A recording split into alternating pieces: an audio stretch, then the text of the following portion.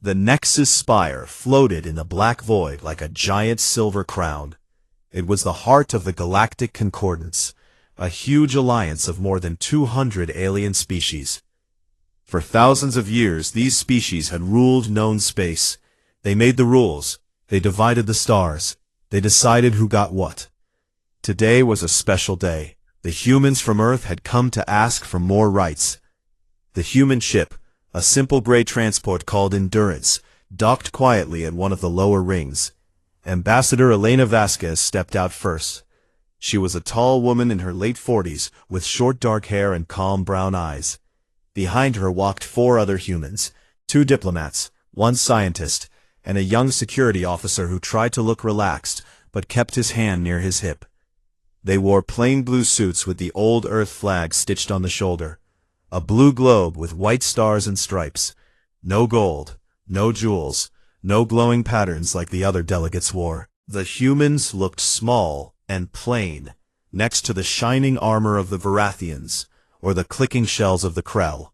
An alien guide, a thin creature with 6 arms and pale blue skin, led them through wide shining halls.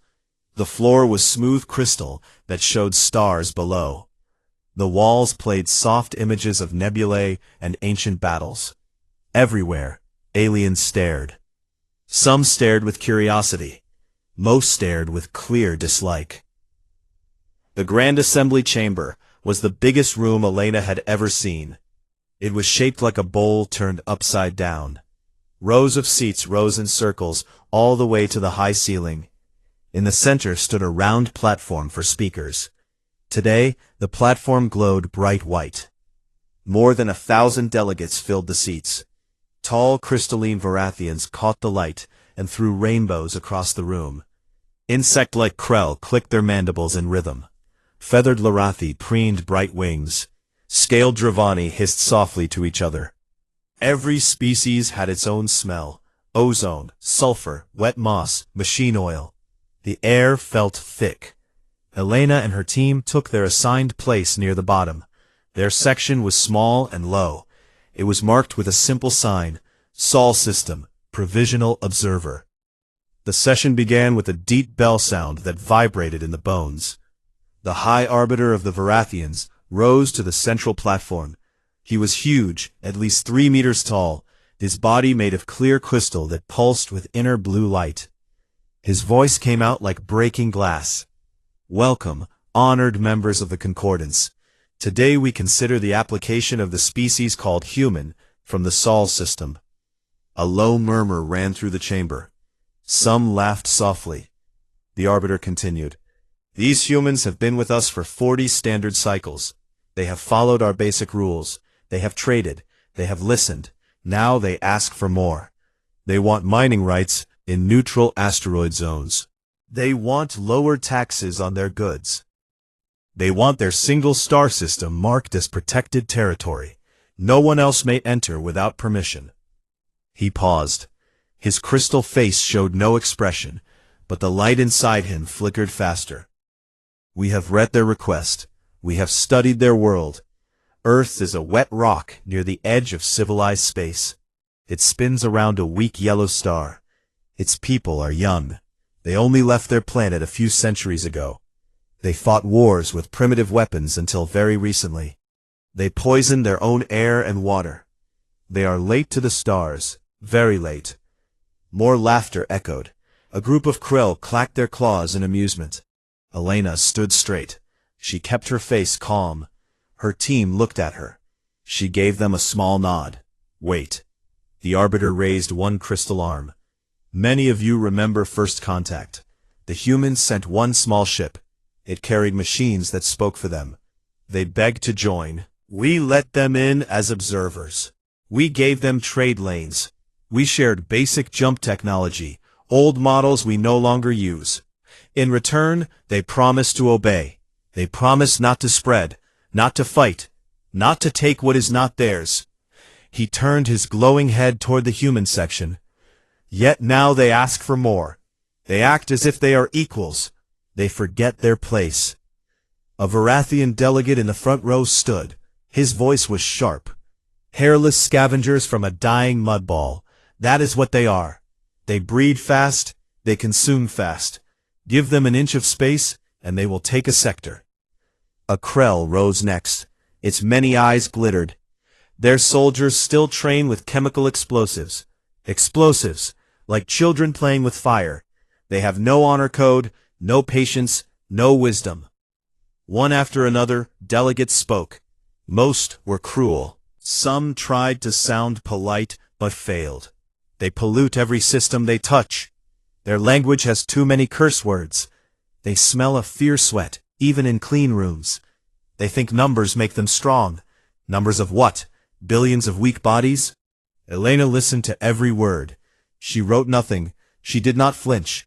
Her hands stayed folded in front of her. At last the High Arbiter called for silence. The vote is ready. Those who support the human requests, mining rights, lower tariffs, protected status for Saul, say yes. Only 11 lights blinked green. Most were from very small or new species who hoped to gain favor later. Those who reject all requests and add stricter limits, higher tariffs, restricted travel, mandatory concordance monitors in Sol system, say no. Hundreds of lights flashed red. The chamber filled with approval sounds, chimes, clicks, hums, roars. The Arbiter nodded. The humans will accept the new terms or leave the concordance entirely. They have one cycle to choose. He turned to Elena. Ambassador Vasquez, do you wish to speak? Elena stepped forward. She walked to the speaker's platform without hurry. The gravity felt heavier here, or maybe it was just the eyes of 1,000 aliens on her. She stood under the white light. Her voice was clear and steady. Simple words, no tricks. We came here in peace. We asked for fair trade. We asked for room to grow. You call us young. You call us weak. You call us dirty. You laugh at our home. You laugh at our past. She paused, looked slowly around the chamber. We have listened to every insult. We have counted every vote against us. We see your strength. We see your ships. We see your wealth. Another pause. But hear this. Treaties are agreements between equals.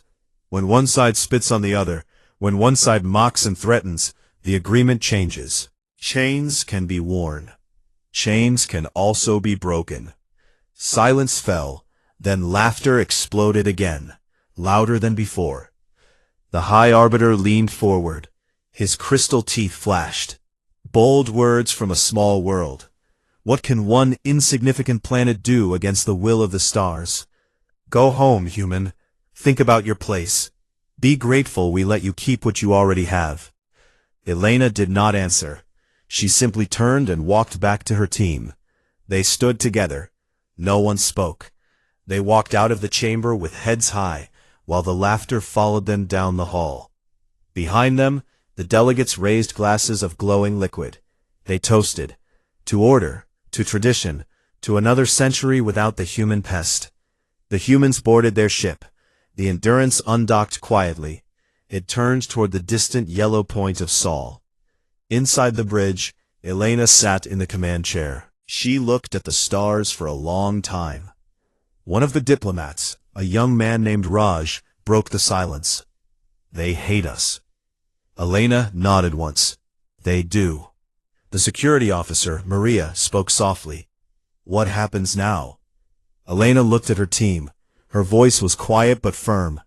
Now we go home. We tell the truth. And then, we stop pretending.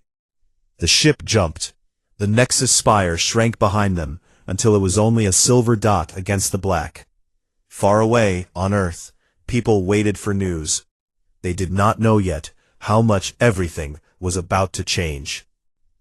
The Endurance emerged from jump space just outside the orbit of Mars. The blue-white dot of Earth grew larger on the view screen. No one spoke much during the final approach. The crew felt the weight of what had happened at the Nexus Spire. They carried no gifts, no new treaties, only the sting of open scorn. The ship landed at the New Geneva spaceport in the Swiss Alps. Snow covered the mountains. Armed guards in plain gray uniforms met them at the ramp. Not to arrest, but to protect. Word had already spread. The vote against Earth was public knowledge. Billions waited for answers. Elena Vasquez stepped onto the cold tarmac first. A cold wind tugged at her coat. She looked up at the gray sky. A news drone hovered nearby, its lens glowing red. She did not wave. She simply walked toward the waiting transport. Inside a secure bunker deep under the mountains, the Terran Sovereignty Council waited. The room had no windows. Thick, concrete walls blocked all signals from outside. Lights were dim. A long table stood in the center. 20 people sat around it. Men and women from every continent. Generals in plain uniforms. Scientists with tired eyes. Factory leaders. Former politicians. One old farmer who represented the rural zones. They had no fancy titles anymore. Titles did not matter here. Elena entered. The room stood. She took her seat at the head of the table. No one clapped. No speeches. She placed a small datapad in front of her. The Council of the Galactic Concordance has rejected every request, she said. They added new restrictions, higher taxes, monitors in our systems. They called us scavengers, mud people, parasites. They laughed. All of them. Silence followed. Then General Marcus Hale, a broad man with gray hair, leaned forward. How many voted against us, he asked. Almost all, 11 in favor. The rest said no. A scientist named Dr. Lin spoke next. Did they mention our military? Elena shook her head. They called our weapons primitive. They said we still use chemicals. They think we are no threat. Marcus gave a short, hard laugh. Good. Let them keep thinking that. The farmer, an old woman named Sophia Reyes, tapped the table. What now? Do we bow again, pay more, or do we walk away? Elena looked at each face. We walk away, all the way. She touched her datapad. A hologram appeared above the table. It showed a simple red line. All 43 treaties, declared null and void. Gasps came from some. Others nodded slowly. How?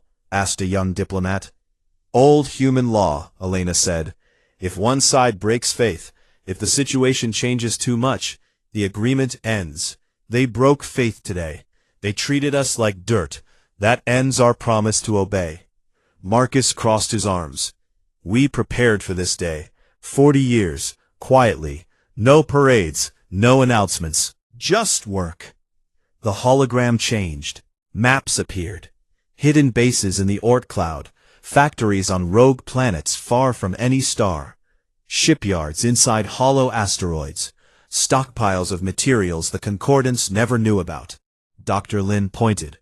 We followed their rules on paper, but we never stopped building. Stealth drives, drone swarms, kinetic weapons that hit from light hours away, self-replicating miners. We learned from their tech, then we made it better, smaller, cheaper, meaner. Sophia Reyes smiled for the first time. My people grew food in those hidden domes.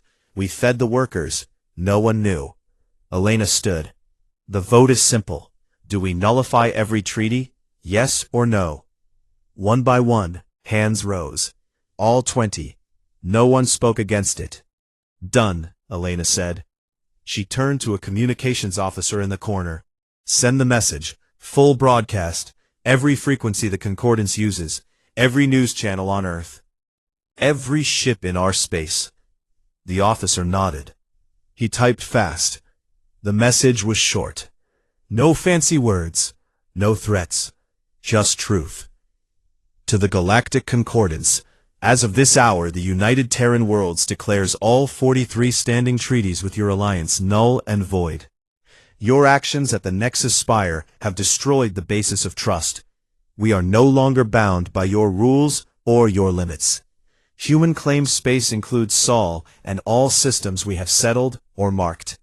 Any ship that enters without permission will face full response. We do not seek war, but we will defend what is ours. Humanity remembers. The officer hit send. The message flashed out at the speed of light. It would reach the Nexus Spire in 4 days. It would reach every alien world much sooner through relay stations. On Earth, the message played on every screen. People stopped in streets. Workers in factories looked up. Children in schools went quiet. Billions heard the same words. Some cheered, some cried. Most just stared. They had waited a long time for someone to say no. In the bunker, Elena sat again. Now we wait. They will laugh at first. They will call it a bluff. Then we show them it is not. Marcus stood. Our forces are ready. Outer patrols are on silent running. Mining platforms have new codes. If they push, we push back harder. Dr. Lin added, the first test will come soon. They have corporate outposts in the Kuiper Belt. Those outposts sit on rocks we claimed years ago. Quietly. Elena nodded. Let the platforms handle it. No human lives at risk. Just machines doing what machines do. The meeting ended. People left in silence. No celebration. Only purpose. Outside, night had fallen over the Alps. Elena stepped onto a balcony, carved into the mountain. Cold air bit her face. Below, lights of small towns glowed. Above, stars filled the sky. She thought of the laughter in the Grand Assembly, the crystal sneer of the High Arbiter, the clicking claws of the Krell. She whispered to the night, laugh now. See what happens next. 4 days later, at the Nexus Spire, the message arrived.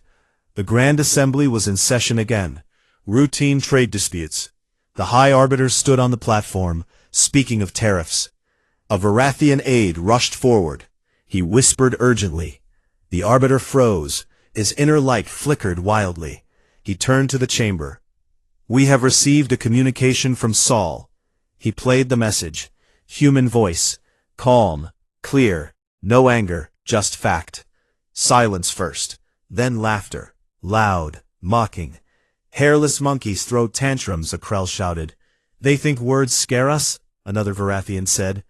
The High Arbiter raised a hand. It is nothing. A weak bluff from a weak species. We will ignore it. In one cycle, they will beg to return. More laughter. Glasses raised again. Toasts to order. To strength. To the concordance that would last forever. No one noticed the small changes already starting.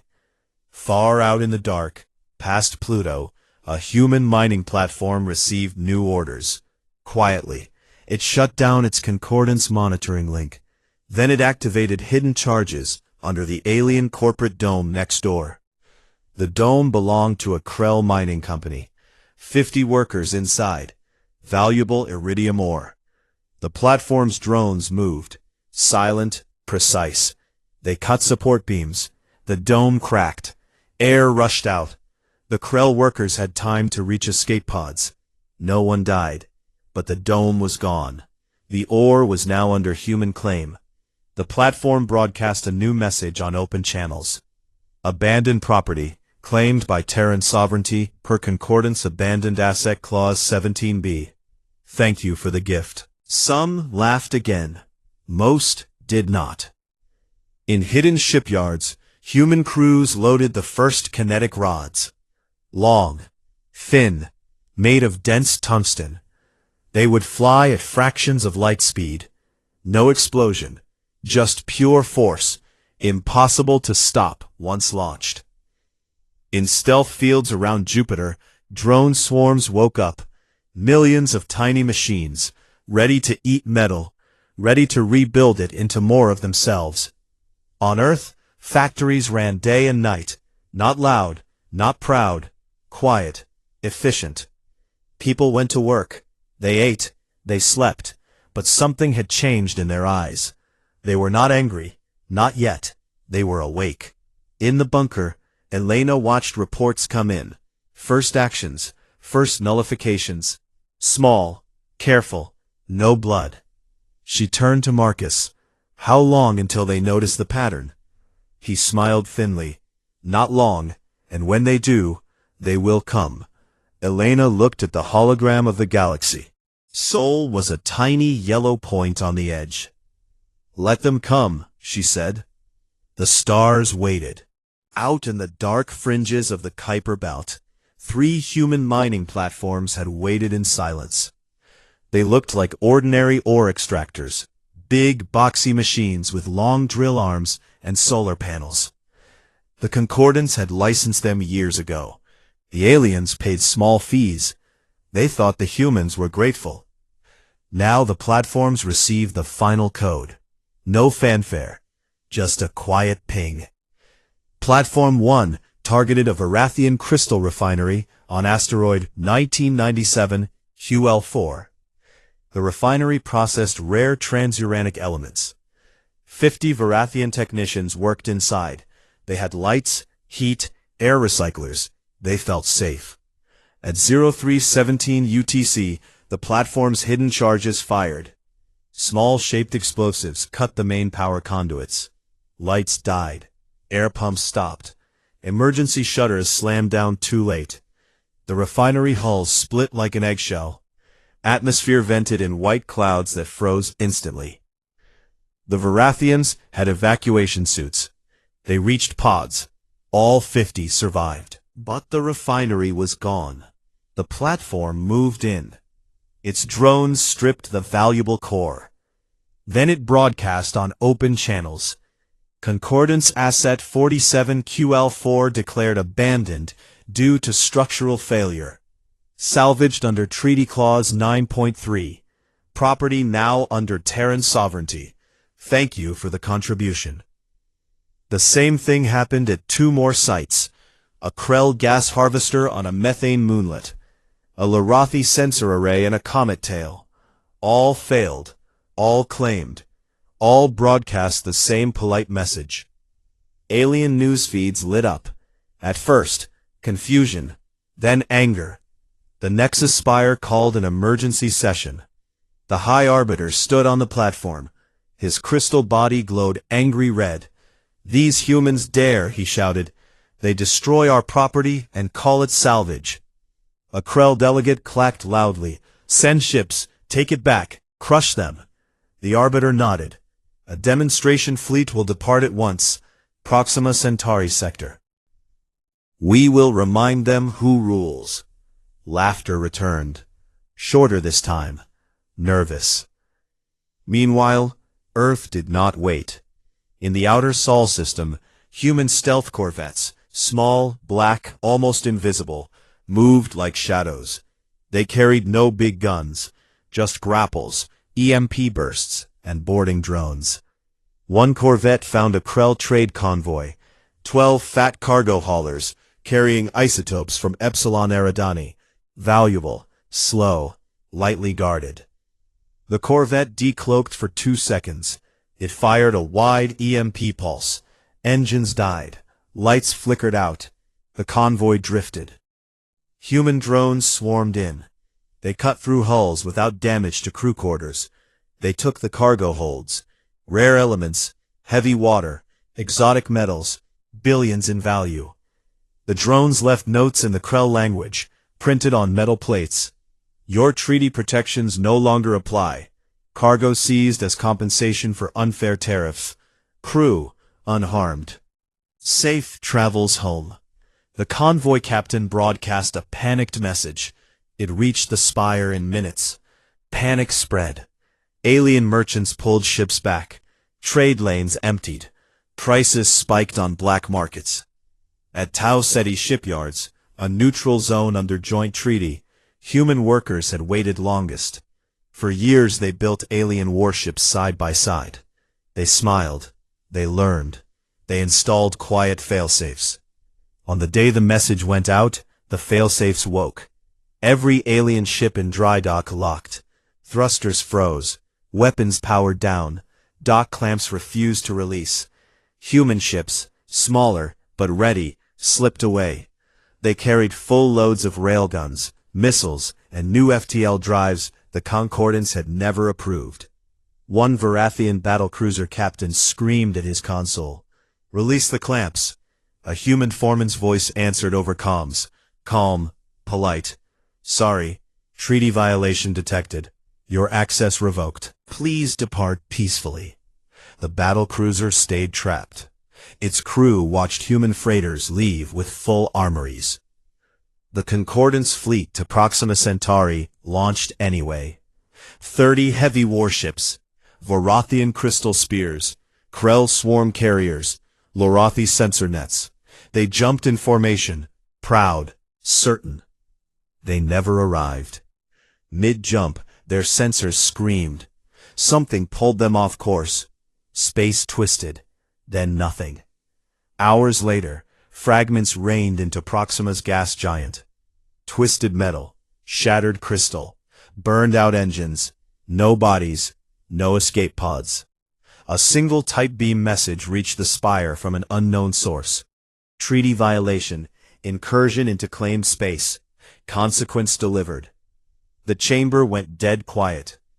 Delegates stared at the hologram of debris. Someone whispered, "How?" The High Arbiter's light dimmed, hidden. A scientist delegate from a small species spoke softly. "Humans always reverse-engineered fast. We gave them scraps. They made tools." More silence. Then reports poured in.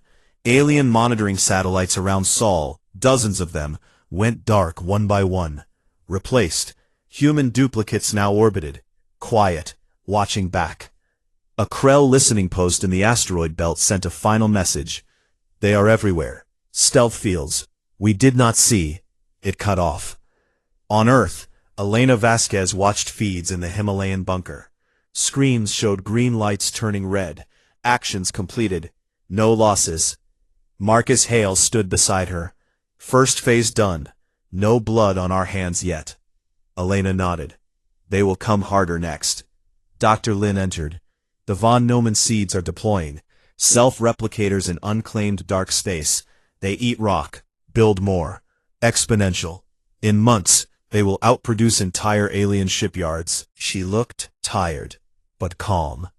"My grandson asked why we fight. I told him, because they laughed at our home." Elena looked at the galaxy map. Red dots spread, human actions. Blue dots shrank, alien holdings. "They thought we were weak because we obeyed," she said. "Now they learn we obeyed because we chose to." Outside the bunker, dawn broke over the mountains. Sunlight touched snow. People on Earth woke to news of victories. Small ones, precise ones. No parades, just quiet pride. In alien space, fear grew. Merchants locked doors. Fleets stayed in port. Diplomats sent secret messages to Earth. "We want no part of this. Talk to us." The hardliners, Varathians and Krell, gathered more ships. They prepared a grand fleet, thousands strong. They still believed numbers would win. They did not understand yet. Humanity had not started a war. Humanity had ended the waiting. In the quiet control rooms, orders went out. Next phase, accelerate. Kinetic rods loaded into launch tubes, hidden in the dark between stars. Drone swarms doubled, tripled. Stealth ships moved closer to alien core worlds. No rush, no anger, just time and math. The math favored Earth now. Far away, the High Arbiter stared at the debris field hologram. His crystal cracked in one small place, a hairline fracture. He whispered to himself, "What have we woken?" No one answered.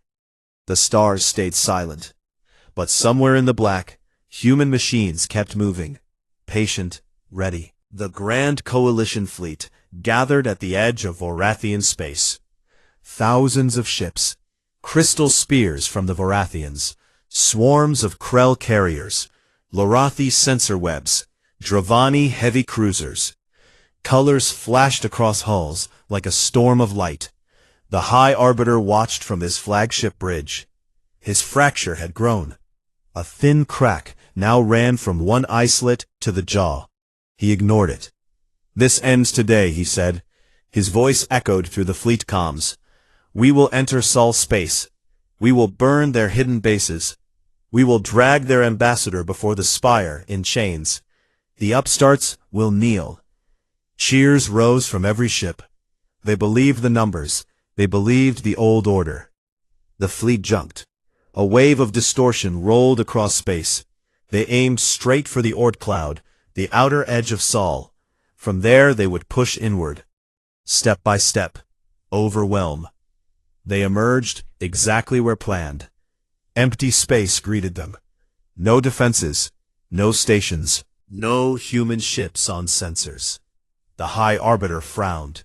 Scanned deeper. Sensors swept. Nothing. Only cold rocks and dust. Then, the first trap triggered. A field appeared. Invisible until it activated. FTL interdiction bubbles snapped shut around sections of the fleet. Engines screamed. Ships dropped out of jump prematurely. Some collided. Others hung frozen in normal space. Human voices came over open channels. Calm, clear. Incursion detected. You were warned. No ships appeared. Instead, the stars seemed to move. Long, thin shapes accelerated from the dark. Tungsten rods, launched weeks earlier from hidden tubes in the outer system. They traveled at 40% light speed. No engines, no signatures, just mass and velocity. The first rod struck a Varathian dreadnought. It punched through the bow like a needle through glass. The ship split. Secondary explosions bloomed. No time for evacuation. The rod kept going, exited the stern, and vanished into the black. More rods followed, one every few seconds. They hit carriers. They hit cruisers. They hit command ships. Silent, precise, unstoppable. The fleet tried to scatter. Too late. Interdiction held them. Engines failed under the stress. Then the drones arrived. Tiny at first. Swarms of silver motes. They looked like dust. They were not dust. The von Neumann probes had replicated for months. Billions now. They attached to hulls. They ate. Acidic nanites dissolved armor. They rebuilt. More drones. More eaters. Ships screamed as sections vanished. Whole sections turned to gray paste, then reformed into new drone clouds. A Krell carrier broadcast panic. They are disassembling us, molecule by molecule. Human response. Your treaty protections ended. This is consequence. The High Arbiter's flagship shook. A rod had grazed it. Lights flickered. He roared orders. Fire everything. Find the source. Weapons fired blindly. Lasers, particles, missiles. They hit nothing. The attackers stayed hidden. Light hours away. Safe. On Earth, in the Himalayan bunker, screens showed green flashes. Hits confirmed. Losses, 0 on human side. Elena Vasquez watched. No smile. Just focus. Marcus Hale pointed at one feed. Their command ship is cracking. Dr. Lin added, PsyOps are live. Every alien network is flooded. Footage from the council. Their laughter, their words, translated, looped, sent to every crew member. In alien fleets, screens showed the old session. The High Arbiter sneering. Delegates laughing. Hairless scavengers. Mudball. Over and over. Crew members stared. Some turned away. Some argued. Doubts spread like fire. A Larathi sensor officer on a damaged cruiser whispered, "They were right. We scorned them." But the words stayed. Surrenders began. First a small Dravani frigate. White flag beacon. We yield. No fight. Then a Krell swarm carrier. Engines cold. Take our cargo. Spare the crew. One by one.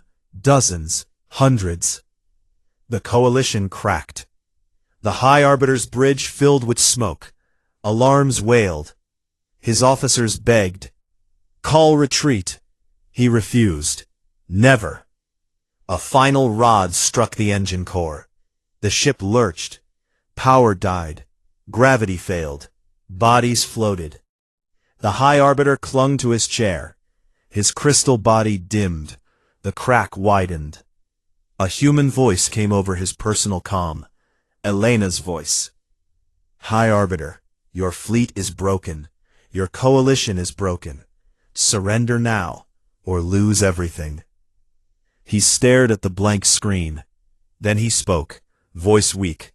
"We yield." The word echoed across what remained of the fleet. White beacons lit up. Thousands. The battle, if it could be called a battle, ended in hours. Human ships appeared then. Not many. Small corvettes, stealth cutters. They moved among the wrecks. They collected escape pods. They returned crews unarmed. They took weapons, drives, data cores. Nothing more. One Varathian admiral, floating in a damaged pod, broadcast to his people. "We were wrong. They did not conquer. They defended, and they won." On Earth, people watched feeds, quiet streets, families gathered around screens. No cheers, just relief, and something deeper, pride. In the bunker, Sophia Reyes wiped her eyes. "My grandson will grow up free." Elena turned to the team. "We stop here. No chase, no empire. We take what is ours. We leave the rest." Marcus nodded. "They will remember." Dr. Lin showed the map. Red human space expanded. Not far. Just enough. Neutral zones respected, but claimed zones guarded. Weaker species sent messages. "We want alliance. Fair terms. We offer trade. No tariffs. We apologize." Elena answered each one. Short, firm. "Send delegates. We talk, but on equal ground." Months passed. The Nexus spire stood quiet. Many seats empty. Species left. Some hid, some rebuilt. A small delegation arrived at the new human orbital fortress above Earth. A ring of steel and stone, guns silent but ready. The High Arbiter led them, his crystal dim, cracked in many places. He walked slowly. Elena met them in the main hall. She wore the same blue suit. No crown, no throne. Just a simple chair at a round table. They sat. The Arbiter spoke first. "We offer unconditional recognition, full reparations, a seat for Saul at any new council. Name your terms." Elena looked at him. No anger, no triumph, just calm. "We do not want your empire. We want respect. We want our space. We want fair trade. No more scorn. No more chains." She slid a datapad across. New accords. Human words. Human rules. The Arbiter read. His light flickered. He signed. Others signed. The hall was silent. When they left, the High Arbiter paused at the door.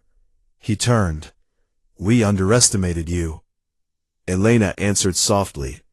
"You underestimated everyone who ever dreamed under your shadow." He left. Outside, Earth turned below. Blue, green, alive. A young officer approached Elena.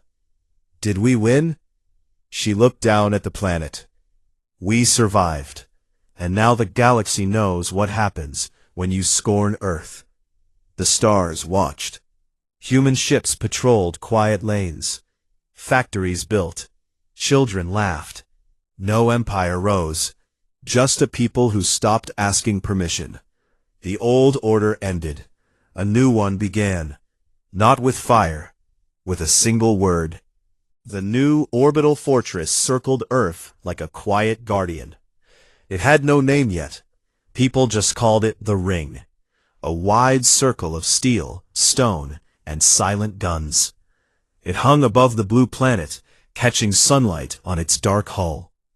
Inside, wide halls with high ceilings, soft lights, no decorations, only function.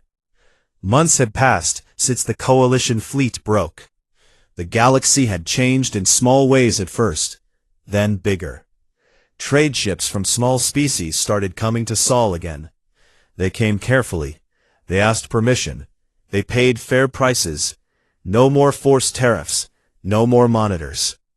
The old Nexus spires still turned, but many seats stayed empty. Some species left the Concordance quietly. Others stayed, but spoke less. The High Arbiter rarely appeared in public. When he did, his crystal body showed more cracks. Light inside him moved slower, like a dying star. Today was different. A delegation had arrived, not for war, for peace. Or what passed for peace now? The main hall had one long table, round, simple chairs, no thrones.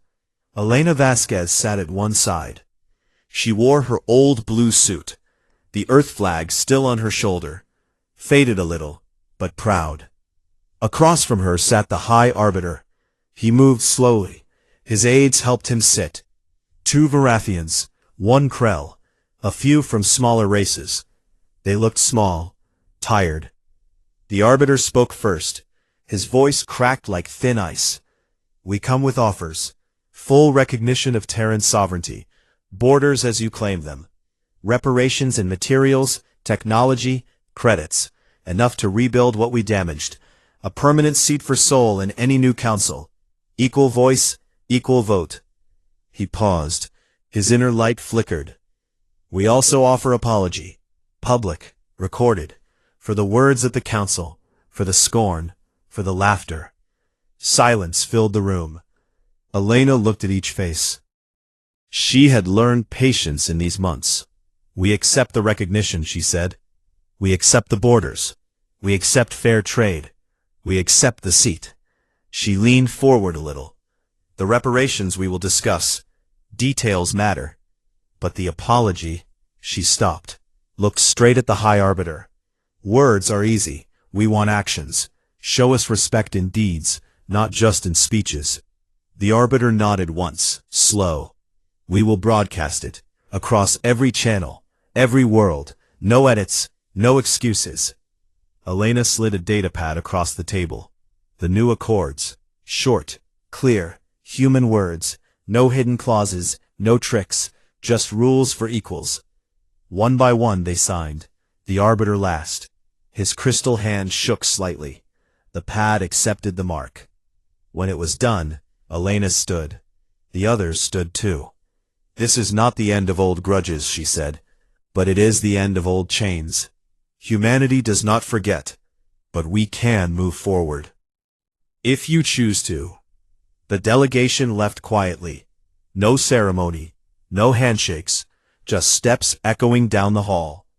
Outside the viewports, Earth turned. Day became night. Cities glowed. Oceans shone. Elena walked to the observation deck alone. She stood at the glass. Stars behind her, planet below. A young officer approached. His name was Kareem, new to the ring, eyes wide. "First speaker," he said softly. "Did we win?" Elena kept looking at Earth. She thought of the laughter in the spire, the rods in the dark, the drones eating ships, the surrenders, the quiet pride back home. "We did not win a war," she answered. "We won the right to exist, without permission, without apology, without bending." Kareem nodded slowly. "People on the surface are asking what comes next." Elena smiled, small, real. "Next is simple. We live, we build, we explore, we trade, we defend what is ours. Nothing less." She turned from the glass. "The galaxy thought we were small. They learned we are not. But we never wanted to be big. We just wanted to be free." Kareem looked down at the blue world. "My family still talks about the broadcast, the one that said, 'Humanity remembers.' They say it changed something inside them." Elena placed a hand on his shoulder. "It changed all of us." Down on Earth, life went on. Factories in old cities ran full shifts. Not for war, for homes, for ships, for farms in new colonies. Schools taught old history and new stars. Children drew pictures of Earth flags with rings of broken chains around them. A quiet symbol. Not loud, just there. Farmers in Punjab planted rice under new weather shields. Fishermen in Pacific waters used clean drives. Miners on Mars dug deep. No one rushed. No one bragged. In hidden bunkers, the old council met less often. Sophia Reyes still came. She brought bread she baked herself. Marcus Hale told stories of old battles. Dr. Lin showed new designs. Simple things. Better things. No parades, no statues. Just work. One evening, Elena took a shuttle down, not to a city, to a small village in the mountains, her parents' old home, still there, still quiet. She walked the dirt path, stars came out, no light pollution here. An old man sat on a porch, her uncle. He waved. Elena, home at last. She sat beside him. They looked at the sky. You did it, he said. She shook her head. We all did. He pointed to a star, bright, far. That one.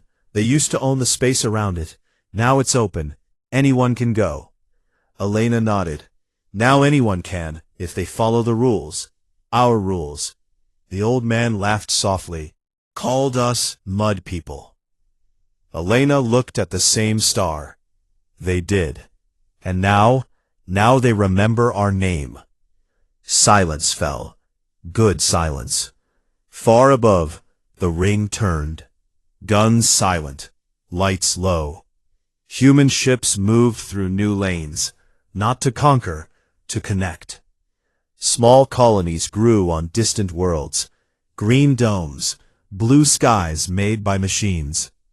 People laughed. People argued. People loved. People lived. The galaxy watched. Some with fear, some with hope, some with respect. No one laughed anymore. Not at Earth, not at humanity. In the quiet of space, a single message still echoed in old records, the one from the beginning. Humanity remembers. It was enough. Elena stood. She hugged her uncle. I have to go back up. He nodded. Come back soon. I will. She walked to the shuttle. Engines hummed. As it rose, she looked down. Lights of the village. Then mountains. Then ocean. Then the whole blue world. She whispered to herself. We survived. The shuttle docked at the ring. She stepped out. The young officer waited. Everything all right, first speaker? She smiled. Everything is just beginning. Outside the viewport, the stars waited. Not as masters, as equals. Humanity had not taken the galaxy. It had simply stopped pretending it needed to ask. The old order was gone. A new one rose. Quiet, strong, free.